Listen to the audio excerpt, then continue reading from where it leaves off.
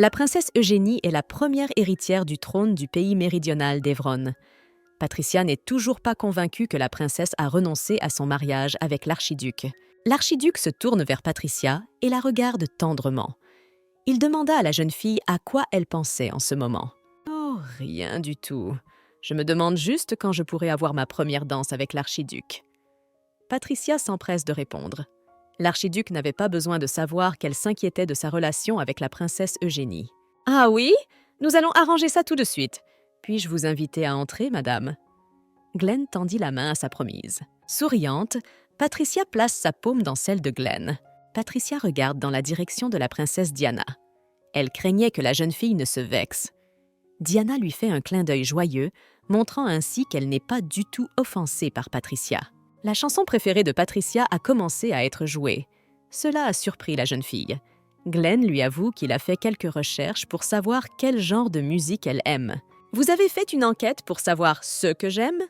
Mais comment c'est une information classifiée, on ne la balance pas à droite et à gauche ?» s'interroge Patricia. « Je ne sais pas de quoi tu parles. C'était assez simple pour moi.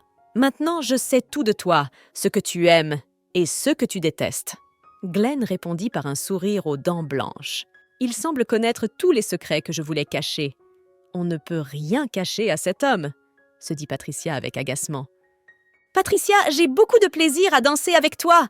Au début de la danse, tu n'as marché que 5 fois sur mon pied. Mais ne t'inquiète pas, ce n'est pas grave, mes pieds sont forts, alors tu peux continuer à les marcher. » C'est avec un doux sourire que Glenn dit à la jeune fille. « Alors la prochaine fois, je porterai des chaussures à talons hauts pour te faire plus mal, » dit Patricia avec irritation. « Dans ce cas, vous ne pourrez plus marcher du tout, » dit l'archiduc avec un petit rire joyeux. « Pourquoi agis-tu ainsi? Tu crois que si tu es beau, tu as le droit de faire n'importe quoi ?» Patricia saisit son fiancé par le revers de son uniforme et commence à le secouer. Elle n'aimait pas qu'il se moque d'elle. L'archiduc prend les mains de la jeune fille. « Patricia, j'aimerais en savoir encore plus sur vous. Des préférences qui me sont inconnues jusqu'aux détails les plus infimes. Je suis intéressée par ce que tu aimes, par ce que je peux te faire plaisir, » murmure Glenn. « Patricia, tu ne veux pas monter?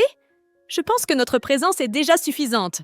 Je veux être seule avec toi maintenant. » En se dirigeant vers la chambre à coucher, Glenn a aidé sa femme à enlever ses gants. Il n'était toujours pas à l'aise de marcher avec ses gants toute la journée. Patricia se sentait mal à l'aise. Elle avait l'impression qu'à tout moment des gens pouvaient entrer dans la pièce. Pourtant, la jeune fille aimait être près de Glenn.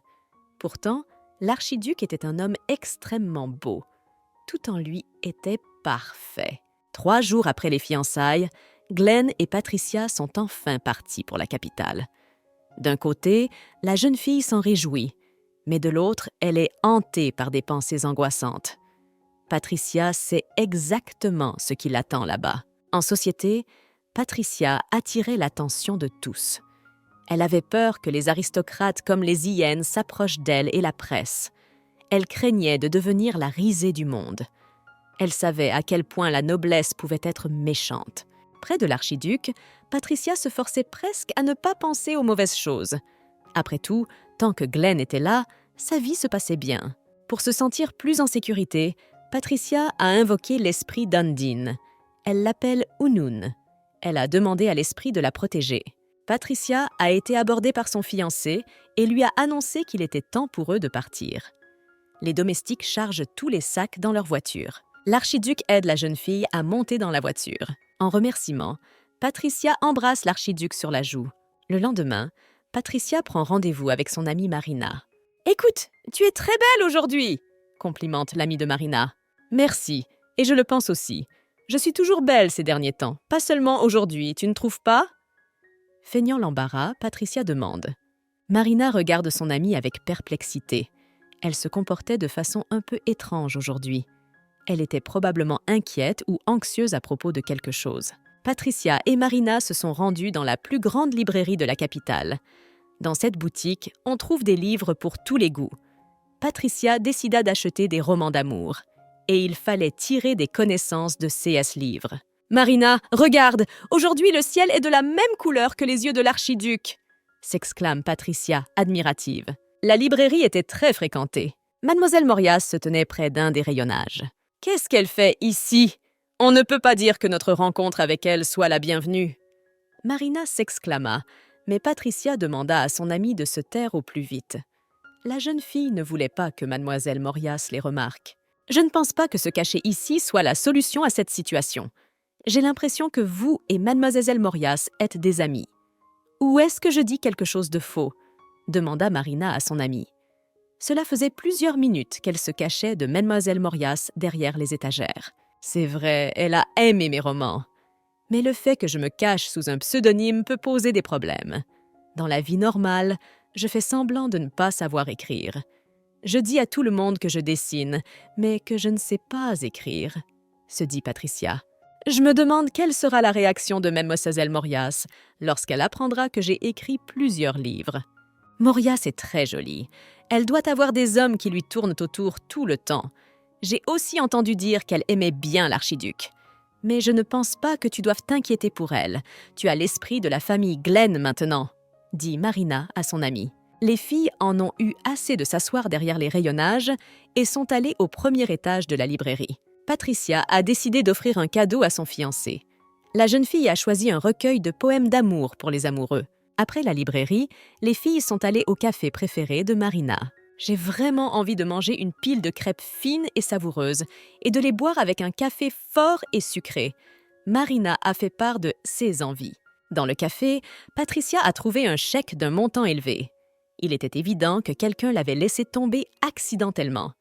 La jeune fille se dépêche de retrouver le ou les propriétaires du chèque. Il y avait beaucoup de femmes de la haute société dans la salle.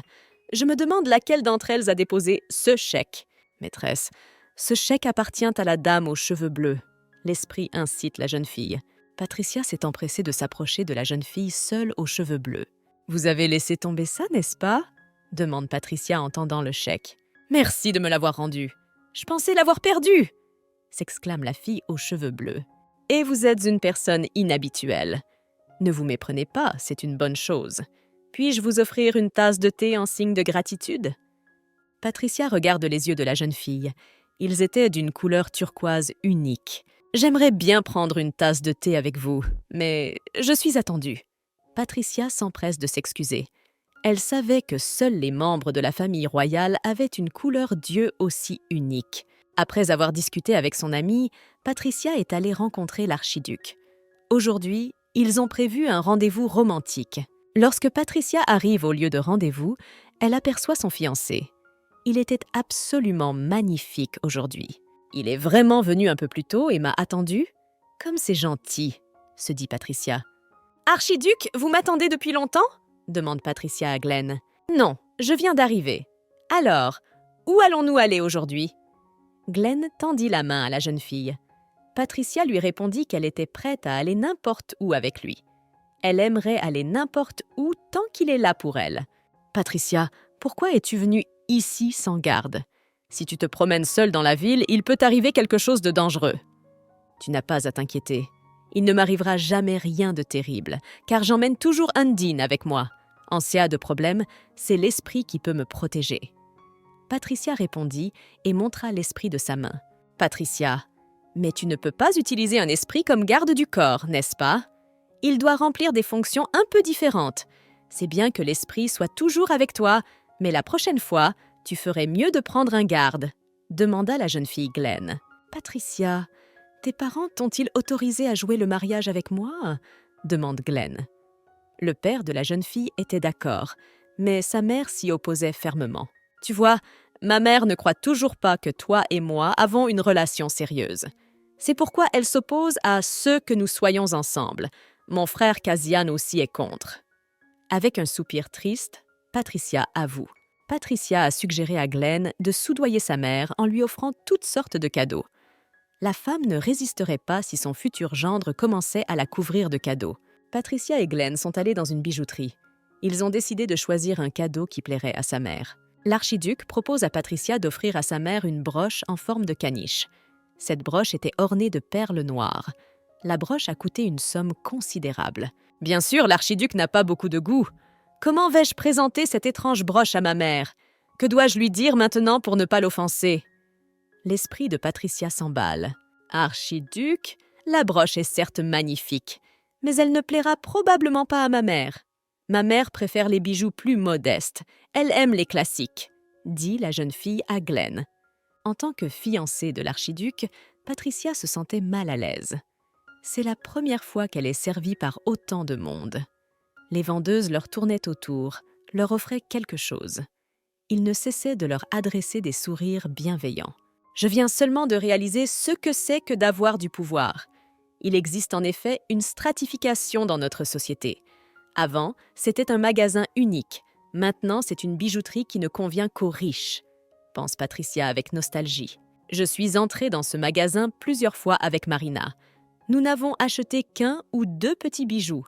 Je n'ai jamais acheté de pierres et d'or comme le font les aristocrates. Je n'avais jamais été traitée comme un VIP auparavant. » Aujourd'hui, c'est le directeur du magasin lui-même qui est venu voir Patricia et Glenn. Il s'est efforcé de favoriser l'archiduc. « Oh, vous ne seriez pas par hasard le grand archiduc Lennox, n'est-ce pas? Merci beaucoup d'avoir choisi notre magasin. Nous sommes honorés de vous avoir comme invité. » s'exclame joyeusement le gérant de la boutique. « Et vous devez être sa fiancée? On parle beaucoup de vous dans la capitale. Et pourtant les rumeurs sont vraies. Vous êtes vraiment une beauté. »« N'abusez pas de ma fiancée. » L'archiduc dit avec colère au commerçant et conduit la jeune fille chez lui. Le gérant du magasin s'est précipitamment caché dans l'arrière-boutique. Il ne se rend pas compte qu'il a provoqué la colère de l'archiduc. « Et qu'est-ce que c'était tout à l'heure » Patricia est perplexe. « L'archiduc est jaloux de toi » dit un esprit qui apparut dans les airs. Il expliqua à la jeune fille que Glenn craignait que sa belle épouse ne soit enlevée par quelqu'un qui se trouvait presque sous la couronne. Patricia regarde son fiancé avec surprise. Elle ne lui avait jamais donné de raison d'être jaloux. C'est peut-être la fille qui est trop calme. Il n'était pas encore marié. Il pouvait donc être séduit par quelqu'un à tout moment. Et si on offrait à ta mère une sorte de statue? Regarde comme l'ours brun est intéressant.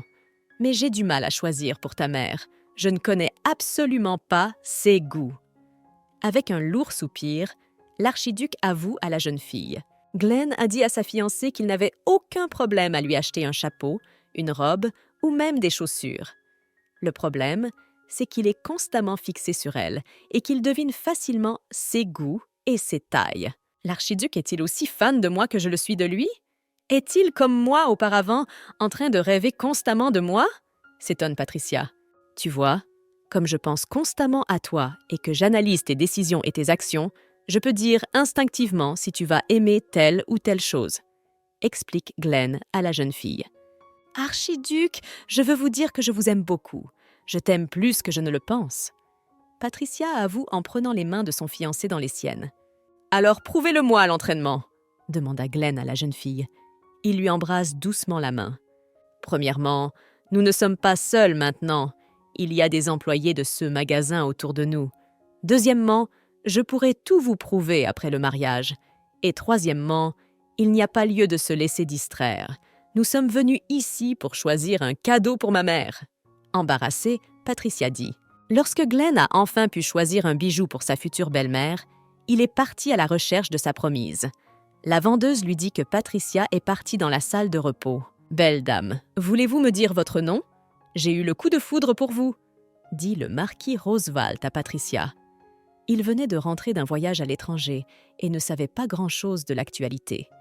Il ne se doutait pas que la fiancée de l'archiduc se tenait devant lui. « J'aime beaucoup vos cheveux rose pâle, » dit le marquis en touchant une mèche de cheveux de Patricia. « Qu'est-ce que tu crois faire? Enlevez vite vos mains de là !» Patricia s'exclame et tape sur les mains du marquis. « Voilà de l'audace !» Marquis s'émerveille. C'était la première fois qu'il voyait une fille qui ne se laissait pas berner par ces mots doux. Le marquis Rosewalt est déterminé à ne pas abandonner. Mais il ne sait pas encore que derrière lui se tient l'archiduc enragé. Comment ce petit ver peut-il flirter avec ma fiancée? Je vais d'abord lui casser le bras avec lequel il a touché Patricia, puis je vais lui casser le nez pour qu'il ne vienne plus renifler par ici, pensa Glenn avec irritation. Marquis a senti que quelqu'un était derrière lui et il s'est retourné en toute hâte. Glenn voulait vraiment frapper le marquis, mais il se souvint des paroles de sa mère. L'archiduchesse avait toujours dit à son fils de ne pas toujours résoudre ses problèmes avec ses poings. D'ailleurs, il serait bientôt un mari. « Archiduc, avez-vous quelque chose à me demander ?» demande le marquis d'un ton effrayé. « Marquis Rosewalt, Il y a des choses dans le monde que vous n'avez pas le droit de toucher. Vous ne le savez peut-être pas encore, mais cette fille est ma fiancée, dit Glenn au marquis. J'ai remarqué que votre habitude de changer de fille comme de gants n'a pas changé. Souviens-toi de cette fille et ne t'approche plus jamais d'elle. Le marquis regarde Patricia avec surprise. Il n'arrive pas à croire que l'archiduc puisse aimer une fille aussi simple. Bien sûr, elle était jolie, mais elle n'était pas belle. « Pourquoi la regardez-vous encore ?» demande l'archiduc au marquis. « Marquis Roswald, rappelez-vous que je ne vous ai pas battu à plate couture uniquement parce que ma fiancée est dans les parages. » L'archiduc siffle de colère. « Pardonnez-moi, j'ai commis un terrible péché. Pour ma défense, je ne savais rien de ce qui se passait. S'il vous plaît, pardonnez-moi encore une fois pour ma négligence. » Le marquis tombe à genoux devant l'archiduc. « Te pardonner ? Tu oses toucher à ma fiancée ! On ne pardonne pas si facilement des pensées aussi immondes !» L'archiduc parle d'une voix calme. Il savait que le marquis était endetté et qu'il empruntait souvent de l'argent à ses proches pour se maintenir à flot. Les rumeurs sur Orlando Roswald sont nombreuses dans la capitale. Flirter avec des filles qui ont un fiancé n'était rien pour lui. On l'a même vu avoir des liaisons avec une femme mariée. De plus, le marquis pouvait sortir avec plusieurs filles en même temps. « Marquis Roswald, je vous préviens pour la première et dernière fois. Si je vous vois vous approcher de ma fiancée, vous n'irez pas bien. Je vous promets que vous verrez l'enfer. » L'archiduc avertit le marquis. Marquis se lève d'un bond et court vers la sortie. Patricia regarde son fiancé avec surprise. C'était la première fois qu'elle le voyait dans un tel état d'énervement. D'habitude, il est plus doux et plus calme. Glenn retenait constamment ses émotions négatives lorsqu'il était en présence de Patricia. Il avait peur de l'effrayer. Glenn voulait être bon aux yeux de sa fiancée. En réalité, il n'était pas ce qu'elle pensait. Glenn avait peur que si Patricia le reconnaissait, elle s'enfuirait immédiatement. Glenn devait sans cesse cacher la noirceur qui l'habitait. L'archiduc touche avec précaution le visage de sa fiancée. Il était effrayé par le fait que la jeune fille restait silencieuse. Il ne savait pas ce qu'elle pensait maintenant, et si elle était dégoûtée par lui. Patricia prend la main de l'archiduc et l'éloigne de son visage. « Pourquoi me regardes-tu d'un air si surpris? C'est un plaisir de te toucher aussi. Et qui était-ce? Est-ce vraiment le marquis Roswald ?» demanda la jeune fille. « Vous le connaissez ?» se demande Glenn. « J'ai entendu parler de lui quelquefois, pas plus que ça. Au fait, vous ne tenez pas un cadeau pour ma mère? Vous l'avez froissé, n'est-ce pas? Retournons au comptoir et demandons à ce qu'il soit à nouveau emballé, » propose Patricia. Après la bijouterie, Glenn a emmené sa fiancée au restaurant. Il a commandé les plats préférés de la jeune fille. Glenn se félicite d'avoir bien préparé ce rendez-vous. Il a pu constater que la jeune fille aimait l'endroit. « Archiduc, une seule question m'intéresse. Pourquoi ce restaurant est-il si vide? Où sont les autres clients ?» Patricia remarqua qu'ils étaient seuls dans le restaurant pour le moment. « En effet, cet endroit est inhabituellement vide aujourd'hui. Il est probable qu'un nouveau restaurant ait ouvert ses portes dans les environs et qu'il ait attiré tous les visiteurs. » L'archiduc répond en souriant. « Mais après tout, les gens abandonnent rarement ce à quoi ils sont habitués. Je ne croirais jamais que les habitués de ce restaurant sont allés dans un nouvel établissement. » Patricia objecte. « Vous avez peut-être raison, » dit l'archiduc avec un léger sourire sur les lèvres. Il savait qu'il n'y avait pas de clients dans ce restaurant parce qu'il l'avait acheté pour ce soir. Il ne voulait pas que quelqu'un les dérange. Glenn voulait profiter d'un message avec sa fiancée. « Pourtant, nous devons nous marier le plus tôt possible. Ne pas pouvoir rencontrer et toucher ma fiancée autant que je le souhaite est une torture. Il faut que sa mère consente à notre mariage. » L'archiduc soupira lourdement. Après un repas copieux, l'archiduc emmena sa fiancée dans la serre du restaurant. C'est là que poussent les fleurs préférées de Patricia. « Je n'avais jamais réalisé qu'il y avait une telle beauté à côté du restaurant !» s'exclame la jeune fille. « Regardez ça, il y a même un canapé !»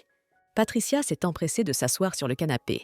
Glenn s'assied à côté de la jeune fille. « Je suis heureux que vous vous plaisiez ici. Je te promets que nous viendrons ici aussi souvent que possible. » L'archiduc promit à sa fiancée.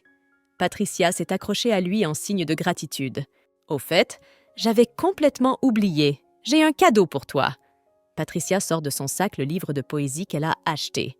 Glenn est agréablement surpris de constater qu'en traversant la librairie, Patricia a aussi pensé à lui. L'archiduc rapproche la jeune fille de lui et l'embrasse sur la joue. L'archiduc l'embrasse sur la joue et elle s'empresse de s'éloigner, ne voulant pas que leur affection soit vue. « Écoute, j'ai vu dans ton paquet un autre livre que le livre de poésie. Peux-tu me dire de quoi il s'agit ?» demande l'archiduc à sa fiancée. Patricia ne voulait pas montrer le livre à son fiancé. Le fait est qu'il ne s'agissait pas d'un simple livre. C'était une histoire d'amour avec quelques détails piquants. « C'est un livre ordinaire, il n'a rien de spécial. C'est un livre que j'ai acheté pour moi. Je ne peux dire qu'une chose, c'est qu'il s'agit d'une histoire d'amour dont beaucoup de gens parlent. Faites comme si vous n'aviez rien vu, demande Patricia. Mais après tout, je ne peux pas faire comme si je n'avais rien vu si j'ai déjà eu le temps de m'en apercevoir. Il faut donc que vous me disiez ce qu'est ce livre. » L'archiduc serre la jeune fille contre lui. « Pourquoi en avez-vous besoin? Pourquoi vous intéressez-vous à ce que dit ce livre ?» demande Patricia. Mais plus elle se débattait, plus Glenn voulait voir le livre. « D'accord, tu l'as bien cherché !» Patricia s'exclame avec irritation. Patricia embrassa passionnément son fiancé sur les lèvres. La jeune fille a prévu de détourner l'attention de l'archiduc du livre et, lorsqu'il sera complètement détendu, elle sautera dans la rue. Là, elle pourrait prendre un fiacre et rentrer chez elle. « Tu ne crois pas que tu t'es engagée sur une pente glissante? Ne serait-il pas plus simple de me montrer le livre ?» L'archiduc insiste. « Faisons-le de cette façon. Tu me montres ton livre et je te dévoile un de mes secrets, » propose Glenn. Patricia était impatiente de connaître le secret de Glenn. Pendant 7 ans, elle a rassemblé et systématisé tout ce qu'elle savait sur lui, mais elle n'en savait toujours pas beaucoup plus. « D'accord, je vais vous montrer le livre, » dit Patricia d'un ton pensif. Glenn, quant à lui, était heureux que la jeune fille ait gobé sa ruse. « Prenez-le, mais ne riez pas trop fort et ne soyez pas surpris.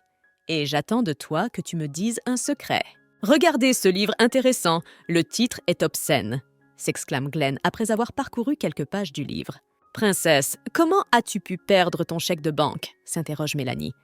Elle est la secrétaire et l'assistante en chef de la princesse Eunice. « Je ne sais pas, ça s'est passé comme ça, bêtement. Une jolie fille me l'a apporté, mais je l'ai perdu à nouveau. » La princesse avoue. « Ressaisissez-vous, princesse Eunice. Vous êtes la première héritière de l'Empire des Browne, après tout. Au fait, avez-vous appris quelque chose sur cette fille, la fiancée du duc ?» demande Mélanie. « On ne sait pas grand-chose sur cette fille. J'ai seulement appris que sa famille est presque sans influence. Beaucoup disent qu'elle est très gentille. 6 proches ont été conquis par sa gentillesse et sa douceur. » Raconte la princesse. « Si vous croyez ces mots, alors il semble que cette fille soit une simple d'esprit. Elle sera facile à gérer pour vous, » remarque Mélanie. Eunice était venue dans cette ville pour savoir pourquoi l'archiduc avait refusé de se fiancer à elle. Ce n'est qu'ici qu'elle a appris que l'archiduc avait une fiancée. Reste à savoir s'il s'est fiancé à sa fiancée parce qu'il l'aime bien ou pour contrarier la princesse. La princesse Eugénie s'est promis d'épouser l'archiduc pour l'avenir de l'Empire. Il faut maintenant rompre le charme de Lady Cendrillon, qui est devenue sa fiancée, et prendre sa place. Patricia s'est arrangée pour que l'archiduchesse lui enseigne la magie des esprits. Avant de commencer ses études, l'archiduchesse propose à Patricia de faire du shopping. Elle souhaite offrir un cadeau à sa future belle-fille. Archiduchesse Lennox, ça fait longtemps qu'on ne s'est pas vu. Les dames de la haute société présentes dans la boutique s'exclament. Patricia savait que C.S. Femmes était issue de familles puissantes. La jeune fille se força à se ressaisir et à se calmer. Elle était désormais la fiancée de l'archiduc et devait se comporter en conséquence. « Vous êtes devenue encore plus belle. Nous sommes heureux de vous voir dans cette boutique. Depuis quelques jours, la rumeur de votre arrivée circule en ville.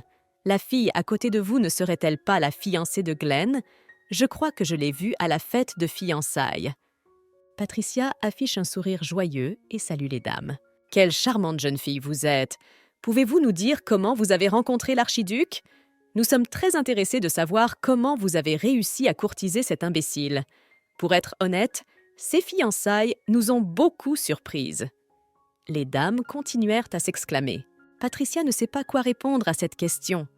Elle ne lui dirait pas qu'elle avait fait entrer l'archiduc dans sa chambre par magie et qu'elle l'avait ligoté. Patricia a toujours été gentille, et Glenn a eu le coup de foudre quand il l'a vue. Je ne comprends pas comment on peut ne pas tomber amoureux d'elle. Elle est si douce que même mon fils au sang froid a fondu. » L'archiduchesse s'exclama. Elle vit le désarroi de la jeune fille et décida de l'aider. « Patricia, de quel charme as-tu usé pour que tout l'entourage de l'archiduc tombe amoureux de toi ?»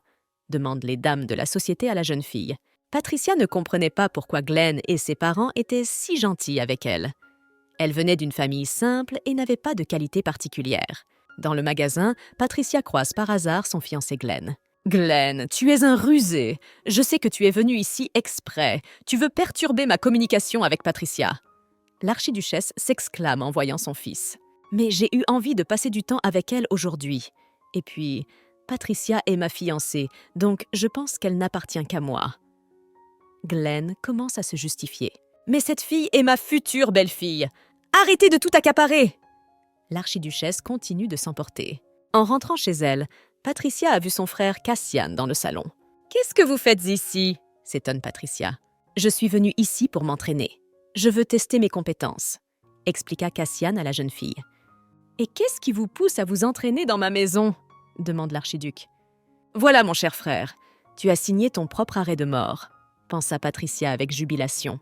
Glenn et Cassian sont venus sur le terrain d'entraînement. « Je dois voir si tu es vraiment la bonne personne pour protéger ma sœur. Sors vite ton épée !» Cassian s'exclama et sortit son épée de son fourreau. « Je pense qu'il n'y a pas d'intérêt à ce que j'expose mon épée », répondit Glenn avec un léger sourire en coin. Cassian brandit son épée et s'élança sur Glenn. En se penchant, Glenn a esquivé l'épée. Glenn arracha son épée des mains de Cassian et, d'un seul coup, le fit tomber au sol. « Alors, tu penses que ta sœur est en sécurité ?» demanda Glenn. « Et pourquoi mon frère est-il si bête? Pourquoi cherche-t-il à affronter l'archiduc? S'il ne se calme pas, il sera complètement meurtri. Il ne pourra pas se passer de pommade, » pensa Patricia. Les parents de Glenn sont venus sur le terrain d'entraînement. « Glenn, réponds-moi vite. Que se passe-t-il maintenant? Vous êtes en train de torturer le jeune frère de votre fiancé ?» s'étonne l'archiduchesse. La femme s'est approchée de Cassian et l'a aidé à se relever. « Patricia, tu as une chance de guérir ton frère. Le fait est que l'esprit avec lequel vous avez contracté peut non seulement contrôler l'eau et la glace, mais aussi guérir et purifier, » dit l'archiduchesse à sa future belle-fille. « Je tiens à préciser que cette compétence n'est pas accordée à tout le monde.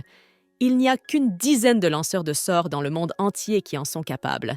Je pense qu'il est préférable de développer progressivement la compétence de contrôle des esprits. C'est une bonne chose que les blessures de votre frère soient légères, vous vous en sortirez. » Patricia invoque sa main-esprit Undine. Patricia était heureuse de constater qu'elle avait noué un lien amical avec l'esprit. Dans cet art, l'intimité entre le lanceur de sorts et l'esprit est importante. Plus l'intimité est grande, plus il est possible d'emprunter du pouvoir à l'esprit. Tout d'abord, dessinez une image dans votre tête. Essayez de visualiser la guérison de tous les bleus sur le corps de votre frère. Ensuite, donne l'ordre à voix haute, dit l'archiduchesse à la jeune fille. Patricia fait ce que lui dit la duchesse. Ensuite, une petite boule d'énergie apparut dans l'air, qui s'approcha de Cassian et couvrit son corps de petits éclairs. Lorsque l'éclair disparut, Cassian vit que tout son corps était guéri. « Dieu merci, vous l'avez bien fait du premier coup, c'est tout simplement incroyable !» L'archiduchesse s'exclame et se jette au cou de sa future belle-fille. « Patricia, c'est vraiment incroyable, mais j'étais sûre que tu réussirais !» dit son fiancé à Patricia. « Avez-vous senti quelque chose s'échapper de vous lorsque vous avez utilisé le pouvoir ?» demanda l'archiduchesse à la jeune fille. Patricia remarqua que la femme avait raison. Elle avait ressenti des sensations étranges. Le lanceur de sorts échange sa force vitale contre des capacités spirituelles. Au bout d'un moment, votre force vitale se rétablit. Vous n'avez donc pas à vous inquiéter. La seule chose à faire, c'est de ne pas abuser des pouvoirs de l'esprit. Je tiens à vous avertir que si vous voulez soudain qu'il pleuve à verse pendant une semaine ou que vous provoquiez une inondation, vous mourrez. » L'archiduchesse passe le bord de sa paume sur son cou. Patricia se demande quelle était la forme de l'esprit lorsqu'il a signé son premier contrat avec un membre de la famille Lennox. Il ressemblait maintenant à un blob avec des oreilles parce qu'il s'adaptait au bon tempérament de Patricia. Il devait avoir une autre apparence avec les autres maîtres. L'archiduchesse fit un effort de mémoire et se souvint qu'au début, l'esprit avait pris la forme d'un grand oiseau élégant. Patricia a entendu des bruits de métal. Elle s'est retournée et a vu son frère se battre à nouveau contre l'archiduc. Une fois de plus, un seul coup de poing de Glenn suffit à faire voler Cassian sur le côté. « Cassian, pourquoi continuez-vous à vous battre? Vous perdrez inévitablement contre l'archiduc. Vous avez même une bonne différence d'âge. Il a 7 ans de plus que toi. » Patricia s'accroupit à côté de son frère. Patricia se rend compte que son frère est jaloux de l'archiduc. Pour arranger les choses, elle invite Cassian à dîner avec elle. La jeune fille décide de nourrir son frère avec de délicieux desserts. Un des gardes arriva en courant sur le terrain d'entraînement. Il annonce que l'archiduc a un invité, l'honorable prince. « Glenn, je vois que tu ne t'ennuies pas ici. Que dirais-tu de te battre contre moi? Le perdant exauce le vœu du gagnant, » proposa le prince. Sans attendre l'invitation, il se rendit sur le terrain d'entraînement. Il y vit l'archiduc combattre son beau-frère. « Patricia, à ton avis, qui va gagner ce combat ?» demanda l'archiduchesse à la jeune fille. Bien sûr, Patricia encourageait son fiancé. « Es-tu sûre de pouvoir me battre ?» demande Glenn au prince. « Oh, n'êtes-vous pas un peu grossier avec le prince héritier de l'Empire ?» demanda le prince avec ironie. « Et je ne suis pas encore sûre que le prince soit digne de mon respect » répondit Glenn. Il y eut un cliquetis de métal et le combat commença. Dans la foule des chevaliers, Patricia remarque Kevin. Il l'avait traité de sorcière il y a quelque temps. Je me suis demandé s'il le pensait encore. Quand il a remarqué que Patricia le regardait, Kevin a baissé les yeux vers le sol. Quelque temps plus tard, le combat s'achève. Comme prévu, l'archiduc a gagné. Avec un cri de joie, Patricia se jette dans les bras de son fiancé. « C'est incroyable! Peu de gens peuvent communiquer avec Glenn de manière aussi décontractée », note le prince. Patricia a remarqué que le prince continuait à appeler son fiancé par son prénom. Elle préférait appeler Glenn par son titre. Il était inhabituel pour elle d'appeler son fiancé Glenn. Pourtant, elle aurait dû le faire puisqu'elle allait bientôt devenir son épouse légitime. L'attitude de Glenn à ton égard semble aussi extrêmement incroyable.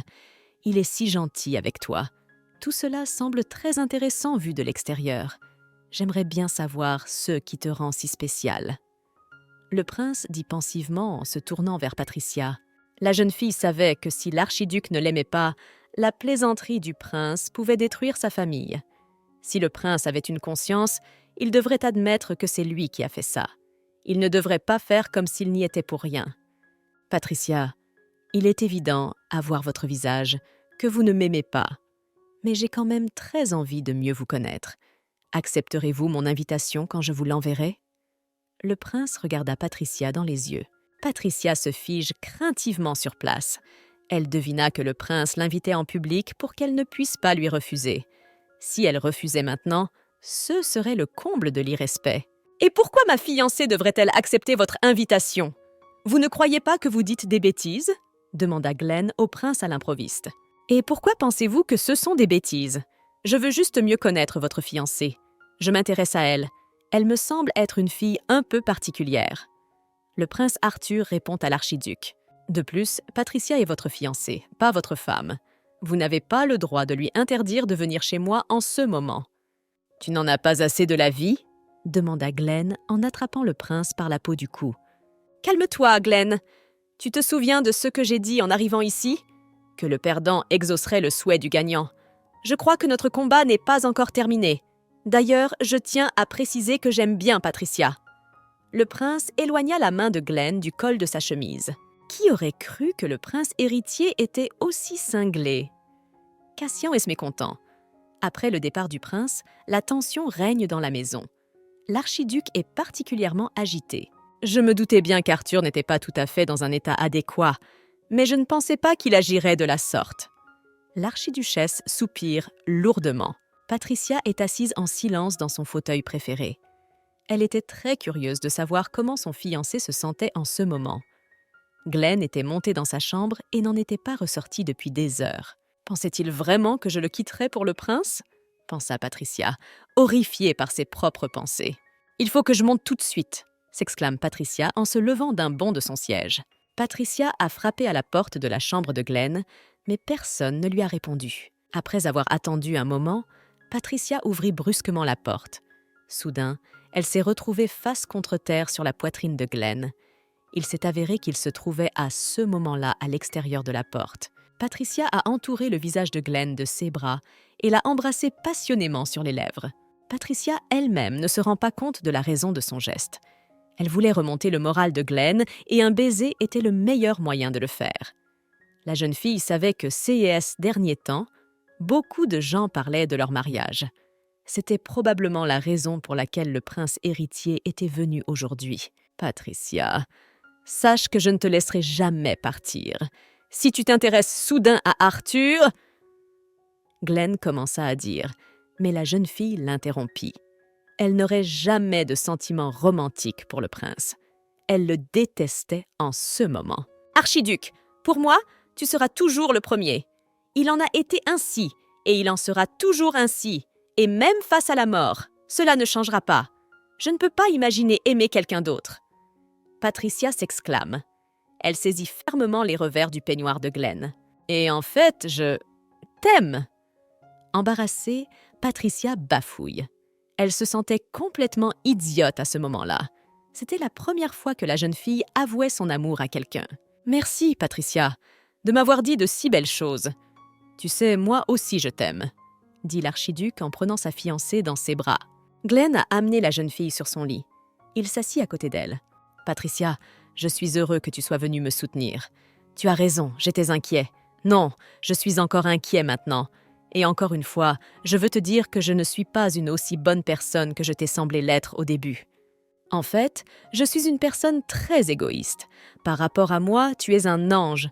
Parfois, j'aimerais pouvoir t'enfermer dans ma chambre et te garder ici toute ta vie, à ne vivre que pour moi. Et je veux t'assurer que je ne te donnerai à personne. Tu seras toujours à moi. » « D'accord, vous avez ma permission. » La mère de Patricia grommelle avec mécontentement. Patricia hurle de joie et se jette au cou de sa mère. Celle-ci autorise enfin le mariage. Un majordome s'approche de Patricia et lui remet une lettre. Elle provenait de Madame Gwendolen Morias. « C'est bizarre. Pourquoi m'aurait-elle invitée chez vous? Je n'avais pas réalisé qu'elle et moi étions si proches que nous échangions des lettres comme ça. J'ai peur d'ouvrir cette lettre, mais si je veux savoir ce qu'elle contient, il faut que je l'ouvre, » se dit Patricia. L'enveloppe n'était pas une lettre, mais une belle carte. Gwendoline y invitait Patricia à une soirée dansante. Elle aura lieu le samedi soir. Pour être honnête, je m'attendais à une lettre, pas à une carte postale. Je ne sais pas ce qu'il en était avant, mais Gwendoline ne m'aime plus du tout maintenant. Quel sentiment désagréable, et je voulais être amie avec elle. Je me sens un peu mal à l'aise à l'idée d'aller à cette soirée dansante. Mais si je n'y vais pas, ce sera très impoli. Bon, je vais y réfléchir jusqu'à demain parce que je dois donner ma réponse avant la fin de la journée de demain. Pour se distraire de ces pensées pesantes, Patricia décide d'écrire une lettre à l'archiduc. Elle savait désormais ce que ressentait une personne dont le rêve se réalisait. Désormais, Patricia peut être considérée comme la personne la plus chanceuse du monde. Pour Patricia, sa rencontre avec l'archiduc a été la plus grande chance de sa vie. Elle était heureuse que ses parents aient finalement accepté le mariage. Elle espérait qu'après la cérémonie, une fois qu'elle serait légalement mariée, elle serait moins anxieuse. Patricia s'est promis qu'une fois mariée à Glenn, elle le couvrirait d'amour et d'attention. La jeune fille pense que c'est l'amour et l'attention qui manquent à l'archiduc. Bien que ses parents aient été très gentils, il a grandi seul. Dès son plus jeune âge, Glenn a été élevé comme le futur héritier de la famille. Dès son plus jeune âge, il était constamment occupé par ses études et n'avait jamais un moment de libre pour voir ses proches. Patricia a décidé de sortir dans le jardin pour profiter de l'air frais de l'automne. Soudain, la jeune fille se figea sur place. Elle sentait que quelqu'un l'observait. Quelqu'un se cachait dans les buissons voisins. Sans réfléchir, Patricia a couru vers la maison. Un voleur s'était probablement faufilé dans leur jardin. S'il s'agissait d'un garde ou d'un serviteur, il ne se cacherait pas dans les buissons. Lors du raid, Patricia a invoqué son esprit Undine. Soudain, quelqu'un a pris la jeune fille dans ses bras par derrière. Patricia a été prise de peur. Elle n'a pas pu émettre un son. Soudain, une douce odeur familière parvient à Patricia. Elle se souvenait que l'eau des toilettes de l'archiduc avait un doux parfum de lavande. « Archiduc, pourquoi me surprendre si soudainement? Je veux dire, tu m'as fait peur. Si tu crois que c'est amusant, ça ne l'est pas. » Patricia s'exclame et repousse son fiancé. « Mais je voulais juste te faire une surprise. » Glenn répondit à la jeune fille et baissa les yeux vers le sol. « Tu m'as tellement manqué que j'ai couru ici sans arrêt. Et ne pense pas que c'est une métaphore. J'ai vraiment couru jusqu'ici, » dit Glenn d'une voix blessée. En regardant l'archiduc, Patricia éclate de rire. C'était la première fois qu'elle le voyait dans un tel état. L'archiduc est à la fois gêné et offensé. « En tout cas, j'ai eu très peur. La prochaine fois, abordez-moi plus normalement, » demande Patricia à son fiancé. « Je suis heureux que cette situation ait été résolue si rapidement. S'il vous plaît, ne soyez plus en colère contre moi, car je ne suis pas venu vous voir les mains vides. J'ai un cadeau. Voulez-vous le voir ?» Souriant, l'archiduc demanda à la jeune fille. Glenn est entré dans la maison et s'est empressé de chauffer la cheminée.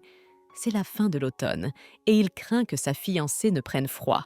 Glenn prend son manteau et en couvre la jeune fille. « Patricia, je voudrais te dire quelque chose. Je sais déjà que ta mère a donné son accord pour le mariage, » dit Glenn à Patricia. « Vous vous rendez compte, j'ai enfin réussi. Mes tentatives quotidiennes pour la convaincre ont fonctionné. Tout s'est passé exactement comme nous l'avions prévu, toi et moi. » Patricia s'exclame joyeusement. Patricia a préparé un thé parfumé et l'a versé dans des tasses. Comme ils vont bientôt se marier, Glenn propose à la jeune fille d'emménager chez lui. C'est une bonne idée, mais cela va me prendre du temps. Il faut que je prenne mes affaires et que je parle à mes parents pour qu'ils ne soient pas tristes de mon départ, répond Patricia à son fiancé. Au fait, je peux emmener Emma, ma bonne, avec moi, n'est-ce pas? Vous devriez la connaître. Elle est venue chez vous avec moi la dernière fois. Je me sentirai plus à l'aise avec elle à mes côtés, demanda Patricia. Ce à quoi Glenn répondit par l'affirmative. Patricia, avez-vous un garde personnel? Demande Glenn à la jeune fille. Patricia ne voulait pas parler à Glenn de ses évasions. Son père lui mettait à chaque fois un nouveau garde, mais la jeune fille s'enfuyait à chaque fois. C'est la raison pour laquelle elle n'avait toujours pas de garde personnel. Il changeait si souvent que la jeune fille ne se souvenait plus de leur nom. « Mon garde personnel est en vacances en ce moment, donc personne ne m'accompagne. » Patricia ment. Elle n'aime pas l'idée de tromper son fiancé, mais elle ne veut pas non plus dire la vérité. « J'ai vraiment un chevalier personnel, un assez beau garçon. Dès qu'il sera rentré de vacances, je ne manquerai pas de vous le présenter. » Patricia s'exclama et regretta immédiatement ses paroles.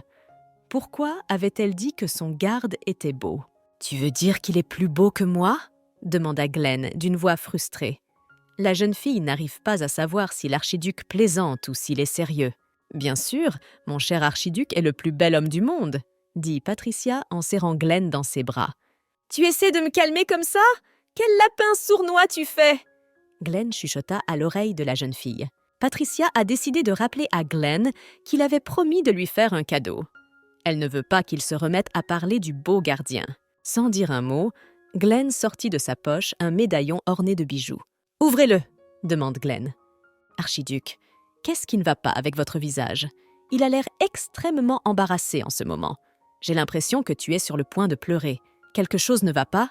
Arrête de faire ça, ou je te serre. » Patricia l'avertit. « Je comprends enfin pourquoi vous vous moquez si souvent de moi. Tu aimes regarder mon visage embarrassé. Et maintenant, j'ai le plaisir de voir tes joues rougir. » « Tu ferais mieux de ne pas me distraire, mais dépêche-toi d'ouvrir ce médaillon, » demanda la jeune fille à Glenn. Patricia ouvrit le médaillon et vit un petit portrait de Glenn enfant. La jeune fille avait souvent voulu voir à quoi ressemblait son fiancé lorsqu'il était enfant. Un autre de « Est-ce si elle rêve ?» s'est réalisé. Glenn, âgé de 7 ans, a levé les yeux vers la fille du portrait. 6 cheveux étaient encore plus clairs que maintenant. Il avait l'air très gentil. Il était exactement comme Patricia l'avait imaginé. « Tu aimes mon cadeau ?» demande Glenn à la jeune fille. « Honnêtement, je l'aime beaucoup. En ce qui me concerne, je n'ai pas trouvé de meilleur cadeau. » Patricia répond avec un sourire heureux. « Et cette expression faciale ressemble beaucoup plus à votre expression habituelle. Tu as toujours un regard froid et indifférent sur ton visage. Vous ne l'avez jamais montré à moi personnellement, mais vous le montrez souvent à d'autres personnes. C'est le secret que j'ai caché. Je ne voulais pas que l'on voie à quoi je ressemblais quand j'étais enfant, mais je sais que tu le voulais vraiment. Pour être honnête, je n'aime pas ce que j'étais quand j'étais enfant. » L'archiduc avoue à la jeune fille. « J'ai l'air petit, faible et incompétent sur ce portrait. En fait, je l'étais. Enfant, j'étais toujours le meilleur et en avance sur les autres. Je faisais toujours tout parfaitement, mais malgré cela, on ne me prenait pas au sérieux. Et c'est ce que je détestais. Beaucoup d'enseignants m'ont félicité pour mes bons résultats scolaires, mais j'ai toujours détesté mon enfance. Et je ne veux pas retourner à une époque où l'on me traitait comme un enfant, mais ce n'était pas le cas. Comme ces problèmes sont différents de ceux des gens ordinaires, l'archiduc a-t-il souffert parce qu'il était un enfant trop exceptionnel? C'est pour cela que les attentes des autres l'ont mis sous pression? Se dit Patricia. Les enfants plus intelligents que leurs camarades grandissent plus tôt et essaient de devenir indépendants. Il n'est pas étonnant que le couple de l'archiduc ait eu des difficultés. C'est le fardeau d'être les parents d'enfants brillants. Je ne t'ai pas montré mes photos de bébé parce qu'à tes yeux, je veux être parfait, dit Glenn en touchant les cheveux de la jeune fille. Archiduc, je ne suis pas sûre que vous le sachiez, alors je vais vous le dire. Je me fiche que tu sois parfait ou non. Je vous aime tel que vous êtes. J'aime aussi votre portrait d'enfant. Pour te dire la vérité, au début, je suis tombée amoureuse de ton physique. Mais plus je te connais, plus mes sentiments se renforcent. Patricia prend la main de Glenn dans la sienne. Il n'est donc pas nécessaire de cacher ceux dont tu as honte ou que tu ne veux pas montrer. Je t'aimerai toujours, peu importe ce que tu es. Et je le répète, je t'aime. Soudain, des larmes coulent sur les joues de l'archiduc. C'est la première fois que Patricia le voit pleurer. Je n'ai jamais pleuré une seule fois dans ma vie consciente, avoue Glenn. Patricia éclate de rire et tape sur l'épaule de son fiancé. Elle comprenait maintenant pourquoi on l'appelait le duc de glace. Je ne sais pas pourquoi je pleure. Mais une chose est sûre, c'est à cause de toi. C'est à cause de toi que je suis souvent bizarre, comme si je devenais fou. Mon âme, mon cœur, c'est comme s'il n'était pas avec moi, mais toujours avec toi. Même maintenant, le moi que j'ai construit jusqu'à présent commence à s'effondrer à cause de toi. Mais le plus drôle, c'est que j'en ai peur. Mais je ne le déteste pas, et rien ne peut l'arrêter. Glenn a pris la main de sa fiancée et a embrassé le bout de ses doigts. « Patricia, tu sais quelque chose sur les golems ?» demanda Glenn à l'improviste. Patricia savait que les golems naturels se déplaçaient en absorbant le mana de l'environnement. Mais si le mage infuse son mana dans le golem, il commence à l'apprivoiser. Finalement, le golem ne peut plus se déplacer sans le mana du mage. Après t'avoir rencontré, je ne suis plus différent d'eux. C'est pourquoi tu dois prendre tes responsabilités. Ne me quitte pas, jamais, demanda la jeune fille Glenn. Glenn enfouit son visage dans les genoux de la jeune fille et pleura amèrement. « C'est bien, » dit Patricia en caressant la tête de l'archiduc. « Je ne te quitterai jamais, jamais. Je serai responsable de toi jusqu'à la fin de ma vie. » Patricia soulève la tête de l'archiduc et le regarde dans les yeux. Patricia a l'impression d'avoir enfin apprivoisé une bête sauvage. Les défauts de l'archiduc, ses larmes, ses nouvelles expressions faciales, tout cela était peut-être de sa faute. Patricia pensait qu'elle avait fait quelque chose de mal, car l'amour peut complètement détruire une personne. Samedi soir, Patricia a décidé de se rendre à la soirée dansante de la marquise Morias. La jeune fille arrive à destination avec sa servante Emma et un chevalier d'escorte. Patricia était souvent passée devant le palais de la marquise lors de ses déplacements professionnels, mais le voir de si près était une toute autre affaire. Il était si magnifique qu'il en était époustouflant. Seule la maison de l'archiduc était plus belle que ce palais. Glenn confia à son chevalier Kevin le soin d'accompagner Patricia. Depuis que ce chevalier avait traité la jeune fille de sorcière, il se sentait extrêmement mal à l'aise en sa présence. Une telle chose n'arrivera pas, bien sûr, mais si cela devait arriver, je vous protégerais sans aucun doute. D'ailleurs, parmi les chevaliers, je suis le deuxième à savoir manier la balle, après son Altesse l'archiduc. Kevin se vante devant Patricia. À en juger par sa réaction, il regrette probablement déjà de m'avoir traité de sorcière à l'époque. Il l'a probablement dit uniquement à cause de sa loyauté excessive envers l'archiduc. Il faut que j'arrête de me souvenir des offenses passées, se dit Patricia. Cet homme deviendra également mon sujet si j'épouse Glenn. En attendant, je ne me sens pas encore archiduchesse. Mais si je veux être obéie, je dois être à la fois généreuse et stricte avec mes sujets. Bien, essayez de remplir vos fonctions avec soin, dit Patricia en tapotant l'épaule de Kevin. Le visage et le cou de Kevin sont devenus rouge pourpre.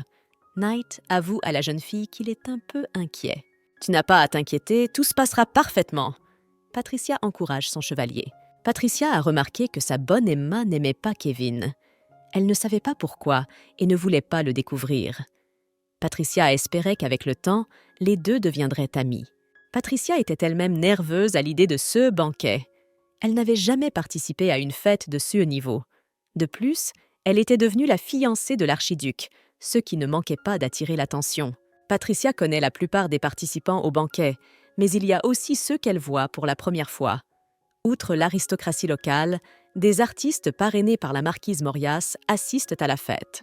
Parmi les nobles, il y avait aussi de riches représentants de la classe marchande. La jeune fille décide de s'adresser d'abord à ceux dont elle connaît le nom. Patricia s'est approchée du gardien des portes principales et lui a remis son carton d'invitation. Un garde annonce bruyamment son arrivée. Au même moment, tout le monde dans la salle se tourne vers Patricia. La jeune fille se fige sur le seuil de la salle. Après quelques secondes, elle réussit à se ressaisir. Elle ne pouvait pas montrer son excitation à ses gens. Patricia entre prudemment dans le hall. La jeune fille surveille attentivement sa démarche. Elle craint de trébucher ou de se tordre le pied. Elle ne veut pas se fouler sur les dalles de marbre. « Comme j'aimerais passer ma soirée en compagnie d'amis, au lieu d'être présente ici », pensa Patricia avec nostalgie. « Patricia, bonsoir, je suis ravie de vous voir ici. » Lady Morias s'est approchée de la jeune fille. Elle était particulièrement belle ce soir. « Lady Morias, vous êtes magnifique !» Patricia n'a pas pu s'empêcher de la complimenter. « Tu n'as pas eu le coup de foudre pour moi tout à l'heure, n'est-ce pas ?» demande Gwendoline en riant bruyamment. « Merci, Lady Royd. Vous êtes très jolie et très gentille aussi. »« Compliment pour compliment, » répondit Gwendoline. La jeune fille proposa à Patricia de partir vers un endroit plus calme et plus privé. Elle voulait avoir une petite conversation avec elle. « Réponds maintenant à ma question. Est-il vrai que les gens disent que vous êtes fiancée à l'archiduc ?» demanda Gwendoline, alors qu'elle et Patricia atteignaient un endroit isolé. C'est pourquoi elle m'a invitée à venir discuter avec elle. Et je me suis dit, pourquoi laisserait-elle tomber ses copines pour s'intéresser à moi ? Il s'avère qu'elle veut juste satisfaire son intérêt. Patricia est un peu déçue. Patricia pensait que Lady Morias la détestait. Mais elle n'a pas vu de haine dans les yeux de la jeune fille. Il n'y avait que de la curiosité dans ses yeux. « Oui, c'est vrai, l'archiduc et moi sommes fiancés, » Patricia avoue. « Je le savais. Les rumeurs disent qu'il est tombé amoureux de toi au premier regard. Est-ce vrai aussi ?» C'est la question suivante de Gwendoline. Elle saisit fermement les mains de Patricia. Patricia ne voulait pas dire à la marquise que Glenn était tombé amoureux d'elle il y a 5 ans. Pendant tout ce temps, il avait soigneusement caché ses sentiments. Et encore une fois, j'avais raison. C'était le destin. Et vous êtes tombés amoureux immédiatement. Tout cela semble incroyable. Je veux moi aussi aimer quelqu'un avec le même genre d'amour, s'exclame Gwendoline. Vous savez, j'ai souvent imaginé que l'archiduc et moi étions amoureux. Probablement parce qu'il est si beau. Mais maintenant, je me rends compte que ce n'était que des fantasmes. Je ne ressens rien pour lui. La marquise avoue. Patricia pousse un soupir de soulagement. Elle avait toujours pensé que Gwendoline était amoureuse de Glenn. Elle était donc sa concurrente directe. « Lady Royd, pourriez-vous m'en dire plus sur votre relation avec l'archiduc ? Je suis extrêmement curieuse de tout cela, » demanda la marquise. Patricia se demande si elle peut raconter les détails de leur vie privée à l'insu de l'archiduc. Patricia a entendu l'annonce de l'arrivée de la princesse Eugénie à la fête. Patricia savait que cette princesse allait un jour épouser l'archiduc. À côté de cette fille, Patricia se sentait extrêmement mal à l'aise. La princesse Eunice était non seulement riche, mais aussi belle. Elle pouvait facilement voler Glenn. « Je tiens à vous assurer que je n'ai pas invité la princesse Eunice à cet événement. Elle a choisi de venir à ma fête de son propre chef. Vous savez, je serai toujours à vos côtés, » s'exclame la marquise en saisissant les mains de la jeune fille. « Je savais qu'il serait inconfortable pour vous d'être dans la même pièce que la princesse. C'est pourquoi je me suis opposée à sa présence. Je sais aussi qu'elle avait l'intention d'épouser votre fiancé.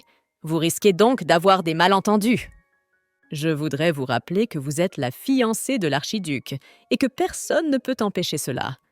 Il y a eu beaucoup de rumeurs sur la princesse et l'archiduc, mais c'est du passé. À l'heure actuelle, ils ne sont même pas en contact. Je le répète, quoi qu'il arrive, je serai toujours de ton côté, alors ne t'énerve pas. Patricia a remercié Gwendoline pour ses mots gentils. Son soutien a permis à la jeune fille de se sentir mieux. Dois-je aller saluer la princesse Eugénie? Ou dois-je continuer à prétendre que je ne la connais pas du tout? Si j'évite la princesse, les gens vont commencer à se moquer de moi, se dit Patricia. Pour se détendre et se calmer, Patricia a décidé de boire du champagne. Le prince Arthur est soudain apparu à côté de la jeune fille. Il tenait une bouteille de vin de table blanc. C'est lui que Patricia ne voulait pas voir à cet événement. « Les filles, pouvons-nous lui servir du vin ?» demande le prince. Aujourd'hui, il joue le rôle d'un serveur bon enfant. « Votre Altesse le prince, je suis heureuse que vous ayez décidé d'assister à ma fête !» Gwendoline sourit joyeusement. « Votre Altesse, pour quelle raison êtes-vous venue ici ?» demanda Patricia au prince. Elle ne voulait pas qu'il la dérange à nouveau. « Je ne pensais pas voir Lady Royd ici. Ou devrais-je vous appeler Patricia ?» demanda le prince. Gwendoline soupire convulsivement. Elle réalisa soudain qu'il existait une sorte de relation entre le prince et Patricia. Tout cela provoqua chez la jeune fille une angoisse inexplicable. « Choisissons Lady Royd », propose Patricia au prince. « Et pourquoi ne voulez-vous pas que je vous appelle par votre prénom ?» se demanda le prince. Il fit semblant de ne pas comprendre pourquoi la jeune fille était si en colère contre lui. Patricia a compris que le prince la draguait, non pas parce qu'il avait des sentiments pour elle, mais juste pour embêter Glenn. Mais comme il lui parle à chaque fête où il se retrouve, cela pourrait donner lieu à des rumeurs inutiles. « Comme je suis heureuse de vous avoir rencontré à nouveau après tout!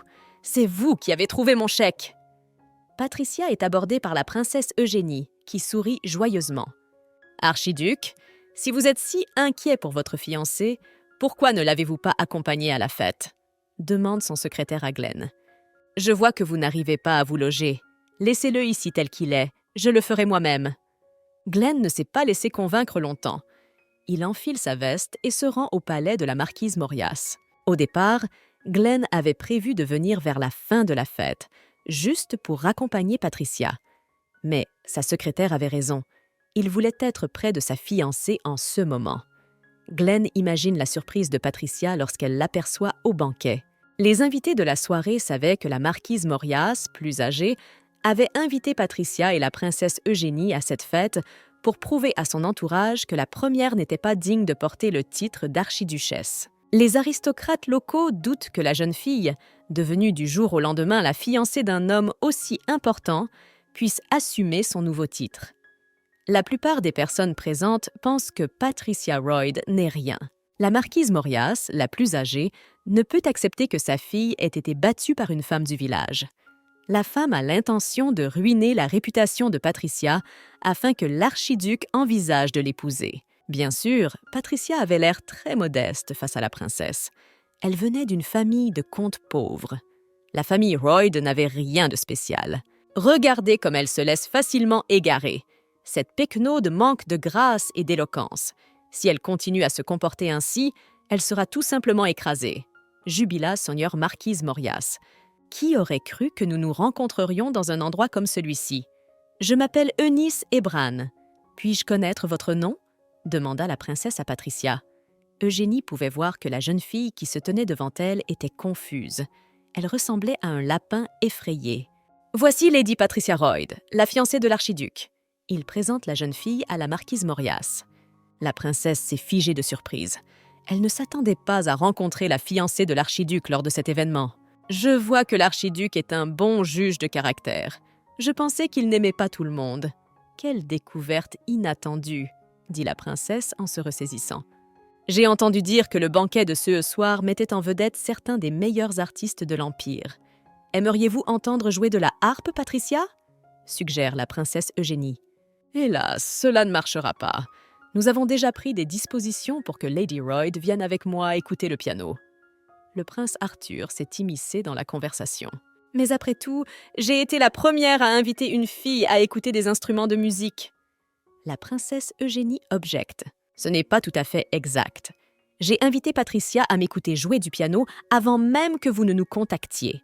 Nous étions déjà d'accord sur tout. Vous savez qu'un accord vaut plus que de l'argent. De plus, Patricia et moi sommes très amis. » Souriant à la princesse, le prince Arthur dit « Gwendoline a été surprise que la princesse Eugénie et le prince Arthur s'adressent l'un à l'autre par « vous ». Sont-ils vraiment des amis proches ?» La jeune fille entendit une agitation dans le hall. Elle tourna la tête pour voir ce qui se passait, ce qui avait pu provoquer un tel vacarme. L'archiduc Glenn Lennox est arrivé à l'événement. « Qu'est-ce qui se passe ici? Ai-je raté quelque chose d'intéressant ?»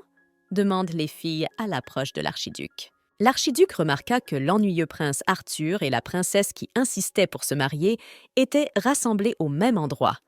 Tous ces gens avaient entouré sa fiancée pour une raison ou une autre. Peut-être que la cacher des regards indiscrets ou l'enfermer quelque part ne serait pas une si mauvaise idée. Il reste encore beaucoup de temps avant la fin du banquet. « Pourquoi es-tu venu si tôt ?» demande Patricia à son fiancé. « Tu m'as manqué, alors j'ai pensé venir ici plus tôt. » Glenn répondit à la jeune fille d'une voix douce. « Archiduc, voulez-vous m'entendre jouer du piano ?»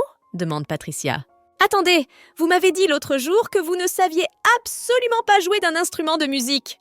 Le prince s'exclame, surpris. « Arthur, je t'en prie, disparais de ma vue le plus vite possible. » L'archiduc interrogea le prince d'un regard en coin. Il était agacé par le fait qu'Arthur tournait toujours autour de sa fiancée. « Glenn, c'est trop. Tu sais que je souffre d'un amour non partagé. Tu m'interdis de regarder la fille que j'aime ?» demande Arthur avec un sourire enjoué. « Je le savais. Juste devant moi se trouve un triangle amoureux. » Gwendoline se réjouit. « Vous avez entendu dire que le prince est également tombé amoureux de cette fille. Je n'aurais jamais pensé que cette simple fille lui plairait. » Les dames de la société murmurent leur surprise. « Vous m'intéressez aussi, Patricia !» La princesse Eugénie le dit à voix haute. Les personnes présentes dans la salle de banquet sont surprises. Ils pensaient que la princesse était venue pour l'archiduc, mais en fait, elle s'intéressait à sa fiancée. Et que signifient vraiment les paroles de la princesse? Qu'est-ce que des personnes d'un rang aussi élevé trouvent de si spécial chez Patricia? Lorsqu'elle entendit les chuchotements excités autour d'elle, Patricia se figea de peur. Elle savait qu'elle attirerait l'attention, mais elle ne s'attendait pas à ce que cela prenne une telle tournure. L'archiduc prend sa fiancée par la main. Il voit bien que la situation effraie la jeune fille. « Patricia, éloignons-nous un peu, là où il y a moins de monde », suggère Glenn. Lorsque Patricia a repris ses esprits, elle a accepté de jouer du piano. Son jeu a étonné tout le monde dans la salle de banquet. Le seul problème, c'est que cela ne plaisait pas à la marquise Mauriace, l'aînée, Lady Royd. « Vous êtes vraiment très douée pour la comédie. Pourquoi m'avez-vous caché votre talent ?» demande le prince Arthur à la jeune fille. « Arthur, cessez de flirter avec la fiancée d'un autre homme. » L'archiduc demande d'une voix calme au prince. Il attire la jeune fille à lui, montrant à son entourage qu'il est en bons termes avec elle. « Tu as raison, c'est ta fiancée, mais ce n'est pas ta femme. Tant que vous n'êtes pas légalement mariés, elle peut traiter qui elle veut. Vous ne devriez pas restreindre ses droits et sa liberté, » répond le prince. « Votre Majesté le prince, permettez-moi de vous le répéter. Pour moi, il n'y a que l'archiduc. Mes sentiments et ma décision d'être à ses côtés ne changeront pas jusqu'au jour de ma mort. J'espère que vous vous en rendez compte, » dit Patricia au prince. Patricia prend la main de l'archiduc et le conduit hors du music hall. Dans le couloir, Patricia et l'archiduc croisent la princesse Eunice. Glenn passe son bras autour de sa promise, la protégeant ainsi des attaques des personnes qui l'entourent. « Patricia, c'est dommage que tu partes déjà. J'ai encore beaucoup de choses à te dire, » dit la princesse à la jeune fille. « De quoi voulez-vous parler à ma fiancée? Je pensais que vous étiez venue pour me parler de notre mariage, » dit l'archiduc à la princesse. « Pourquoi voudrais-je te parler de mariage? De toute façon, tu allais me rejeter, alors oublions tout ça. Bien sûr, notre mariage était une bonne option pour le bien-être du pays, mais il y a un autre moyen, même s'il est plus difficile, » dit la princesse d'un ton pensif. Si Glenn et la princesse Eunice se marient, l'Empire aura accès aux terres de l'archiduc. Patricia avait entendu dire qu'il y avait un minerai de fer spécial dans ces et terres. Il est extrêmement efficace contre les démons qui vivent dans la mer. L'Empire a désespérément besoin de ce minerai. Il vous sera difficile de négocier avec Sa Majesté l'Empereur. « Alors, comment allez-vous le convaincre ?» demanda la princesse Glenn. « Au lieu de vous préoccuper de ce genre de choses, ne devriez-vous pas plutôt vous intéresser à autre chose? J'espère que tu peux deviner ce que je veux dire. Quoi qu'il en soit, je ferai mieux d'y aller aussi. Patricia, j'espère te voir bientôt. » La servante de la princesse lance un regard furieux à Patricia. La jeune fille est effrayée par cette réaction.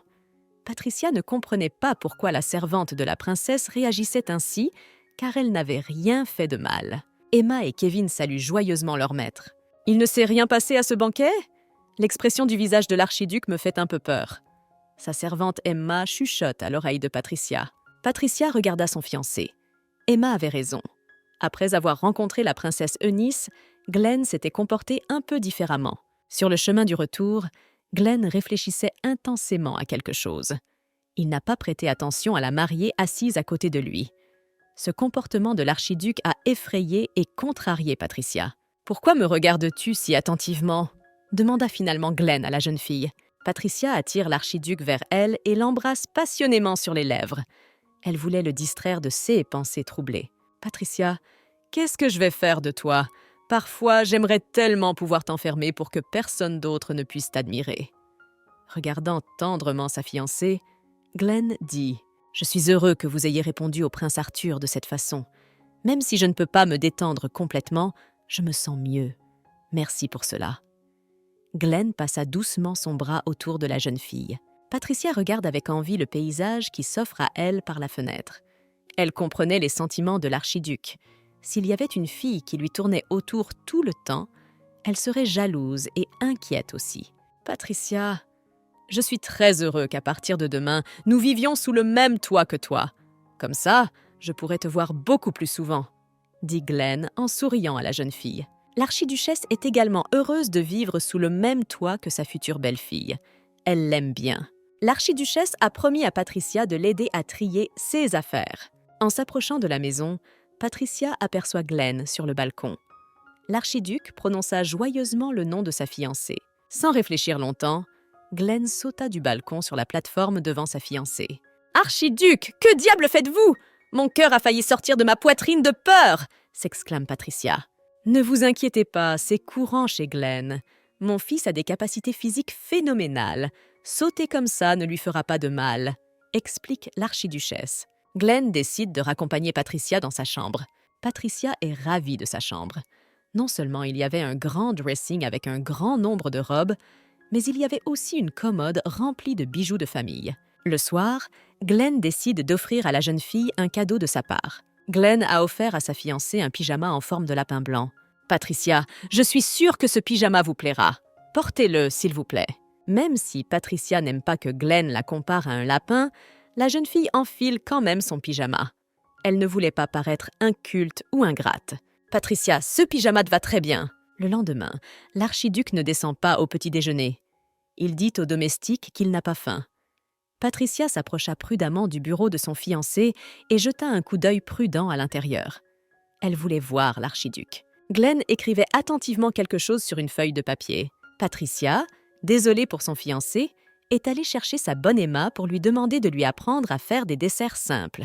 Au bout d'un moment, la tarte au citron était prête. « Je me demande si l'archiduc aimera mon dessert. Je l'ai goûté, il était bon, mais qu'est-ce qu'il va dire ?» se dit Patricia avec crainte. Lorsque la jeune fille est entrée dans le bureau de son fiancé, elle l'a vu allongé sur le canapé. Glenn avait l'air très fatigué, avec des cernes sous les yeux. « Patricia, cela fait si longtemps que tu te froisses sous la porte de mon bureau que j'ai cru que tu ne venais pas du tout. Je suis désolée de ne pas être descendue ce matin pour prendre le petit déjeuner avec toi. » « Vous n'avez pas à vous excuser. Je comprends, vous avez peut-être eu une urgence. » Patricia dit et tend à Glenn le dessert qu'elle a préparé. « Tu as décidé de me préparer quelque chose de délicieux ?» s'étonne Glenn. Il était très heureux que sa fiancée ait pris soin de lui. « Vous savez, je n'ai jamais cuisiné auparavant. C'est le premier plat que je prépare. Bien sûr, je n'aurais pas pu le faire sans aide. Il y a des choses que votre chef m'a dites. » Patricia avoue. « Je pense que c'est très bon puisque tu as fait ce dessert pour moi. » Glenn dit et enfourne un morceau de tarte au citron dans sa bouche. « Patricia, j'ai tout de suite senti que ce dessert avait été fait avec amour. Je serais ravie que vous m'en fassiez un autre. Je vous promets que dès que j'aurai un moment de libre, je ne manquerai pas de cuisiner quelque chose. En ce moment, je n'ai pratiquement pas de temps libre. Notre mariage est dans un peu plus d'1 mois et tout mon temps est consacré aux préparatifs. Tu n'as pas à t'inquiéter pour notre mariage, je m'occuperai de tout moi-même, dit Glenn à la jeune fille. Patricia lui rétorque qu'elle ne peut pas rester à l'écart alors que son fiancé est débordé de travail. Elle voulait participer elle-même aux préparatifs du mariage. Pour passer le plus de temps possible avec son fiancé, Patricia l'a accompagné sur le terrain d'entraînement. Les chevaliers sont extrêmement surpris que l'archiduc soit venu à l'entraînement avec sa fiancée. « Je suis le chef des chevaliers de Liatrice qui défendent le grand archiduché de Lennox. C'est un honneur de vous rencontrer, Lady Royd », dit l'un des chevaliers en s'agenouillant devant la jeune fille. « Je vous promets que les chevaliers vous serviront de tout leur cœur. » Après la formation, Patricia est retournée dans sa chambre. Elle doit faire la liste des invités et signer les invitations. Patricia a décidé d'inviter Lady Morias au mariage. Elle doit aussi inviter ses parents, le marquis et la marquise. Alors, pourquoi avons-nous autant d'invités? Est-ce parce que c'est le mariage de l'archiduc? Le nombre d'invités est vraiment stupéfiant. Je n'ai écrit qu'à 1/4 des invités. Il me reste encore 3 jours de travail. Patricia est indignée. Glenn est entré dans la chambre de Patricia et lui a dit qu'un grand banquet était prévu pour les prochains jours. L'empereur en personne y participera. Patricia en fut surprise, car l'empereur détestait l'agitation et était un homme calme et tranquille. Même lors des banquets organisés au palais impérial, il ne se montrait pas souvent. Pourquoi a-t-il choisi de venir cette fois-ci? Je n'avais pas vraiment envie d'y être, mais maintenant je vais devoir y aller. Avec un soupir, Glenn dit. Au dîner, Glenn est assis, l'air sombre. Il pensait toujours à quelque chose de sombre. « Archiduc, quelle est la relation entre son Altesse le prince héritier et vous ?» demanda Patricia. La jeune fille pensait que l'empereur avait décidé d'assister au banquet à cause de ce que son fils avait dit. « C'est comme ça, je déteste Arthur. Je pense qu'il a un fort complexe d'infériorité. Il se bat tout le temps contre moi et veut me battre. Mais je suis objectivement meilleur que lui dans tous les domaines. » Répond Glenn à la jeune fille. « Je pense qu'il veut t'éloigner de moi pour s'occuper de ses complexes. » Le banquet avait lieu dans le jardin du palais. Il est fort probable qu'une magie puissante ait été utilisée pour que toutes les fleurs du jardin se répandent en novembre. Un peu en retard pour le banquet, l'empereur arrive, accompagné de son fils Arthur. Patricia a regardé Arthur avec colère. Allait-il vraiment la draguer à nouveau ce soir? Patricia, c'est à notre tour de saluer l'empereur. Glenn prend délicatement la main de sa promise. « Salutations, soleil de l'Empire. J'espère que vous êtes en bonne santé. Je, Patricia Royd, vous salue. C'est un honneur d'être ici. » Patricia s'inclina très bas devant l'empereur. « Lady Patricia Royd, ne vous inquiétez pas trop. Restez simple, car vous et moi serons bientôt une famille. » dit l'empereur Aster Robertian Elpidion à la jeune fille. « J'admire votre grâce, votre majesté. » Patricia est surprise d'apprendre de la bouche même de l'empereur qu'elle sera bientôt sa parente. La princesse Diana est venue au banquet. « Bonjour, Lady Royd, vous êtes très belle aujourd'hui. » Diana s'exclame, admirative, en prenant les mains de Patricia dans les siennes. Après Diana, un deuxième prince Israfel s'est approché de Glenn et de sa fiancée. Une fois les salutations terminées, le programme musical a commencé. Patricia a été abordée par le prince Arthur qui a demandé à la jeune fille de danser. « Je suis obligée de refuser, car j'ai très mal aux pieds. » Patricia répond au prince. « Alors, discutons un peu avec vous, » proposa le prince. « Je ne pense pas que vous et moi devrions nous fréquenter. Nos fréquentations attirent beaucoup d'attention, » dit Patricia. La jeune fille remarqua que les personnes présentes au banquet s'étaient figées dans l'expectative. Les aristocrates se demandaient comment l'histoire de ce triangle amoureux allait se terminer. « Lady Royd, j'espère que vous ne pensez pas que je vous intéresse uniquement à cause de Glenn ?» demanda le prince à la jeune fille. « N'est-ce pas? Je ne sais pas grand-chose si ce n'est votre désir impérieux de vaincre l'archiduc dans tous les domaines. » Patricia lui répond. « N'avez-vous jamais pensé qu'il s'agissait de toute autre chose? Il se peut que j'ai commencé par vouloir gagner, mais il y a eu une autre raison. Pensez-y d'une meilleure façon, Lady Royd. Pensez à ce que je ressens pour vous. Et si je disais vraiment la vérité ?»